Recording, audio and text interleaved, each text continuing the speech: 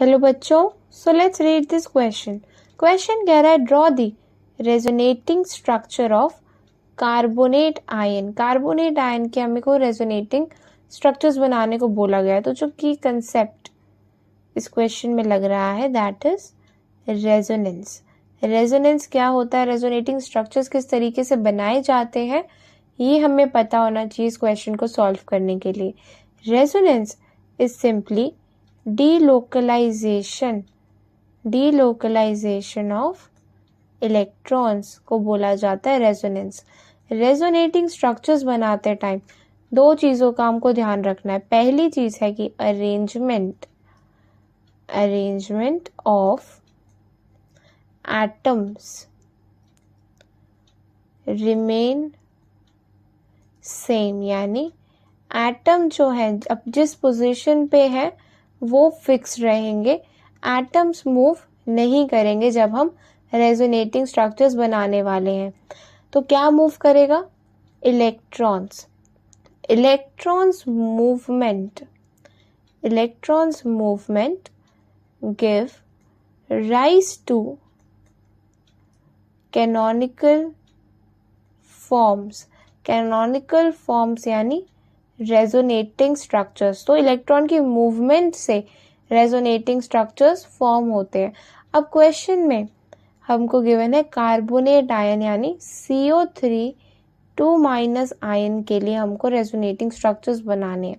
सबसे पहले CO3 2- की हम स्ट्रक्चर बनाएंगे कुछ इस तरीके से, 2 O पे नेगेटिव चार्ज और एक डबल बॉन्डेड O, ताकि पूरे मॉलिक्यूल पे -2 का चार्ज है। कुछ इस तरीके से कार्बोनेट आयन एग्जिस्ट करता है। अब हम तीनों ऑक्सीजन को अगर नेम करें 1, 2 और 3, तो हमारे पहले पॉइंट के हिसाब से एटम की पोजीशन जो है वो फिक्स है, एटम मूव नहीं करेंगे। तो जब हम दूसरा रेजोनेटिंग स्ट्रक्चर बनाएंगे तो वहां पे इलेक्ट्रॉन कैसे मूव करा सकते हैं? पहला तरीका है कि O1 से इलेक्ट्रॉन मूव कराएं और ये पाई बॉन्ड खुल जाएगा। तो अब क्या हमारे पास आएगा? यहाँ O negative and double bond O, यानी जो O1 है, O2 है और O3 है। इस बार O2 और O3 पे नेगेटिव चार्ज है और O1 पे डबल बॉन्ड है। पहले स्ट्रक्चर में O2 पे डबल बॉन्ड था।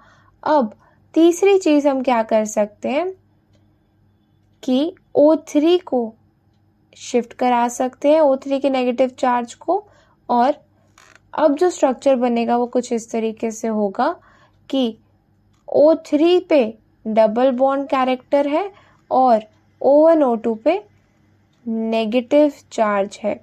तो हम क्या कह सकते हैं कि ये तीनों जो है ये रेजोनेटिंग स्ट्रक्चर्स है। यानी इन तीनों मॉलिक्यूल को अगर हम देखें तो CO1 वाले बॉन्ड में भी डबल बॉन्ड कैरेक्टर है, CO2 वाले बॉन्ड में भी डबल बॉन्ड कैरेक्टर है और CO3 वाले बॉन्ड में भी डबल बॉन्ड कैरेक्टर है। यानी हम क्या कहेंगे कि जो रेजोनेंस हाइब्रिड जिसे बोला जाता है कि ये एक्चुअल स्ट्रक्चर जो है वो इन तीनों का एवरेज होगा, यानी CO, O एंड O।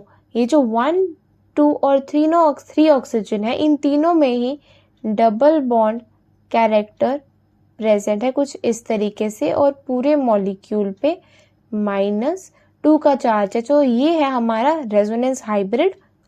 और क्वेश्चन में हमसे सिर्फ रेजोनेटिंग स्ट्रक्चर बनाने को बोला गया था, तो 3 रेजोनेटिंग स्ट्रक्चर एग्जिस्ट करते हैं कार्बोनेट आयन के लिए। आई होप सबको ये सोल्यूशन समझ में आ गया होगा। Thank you very much and all the best.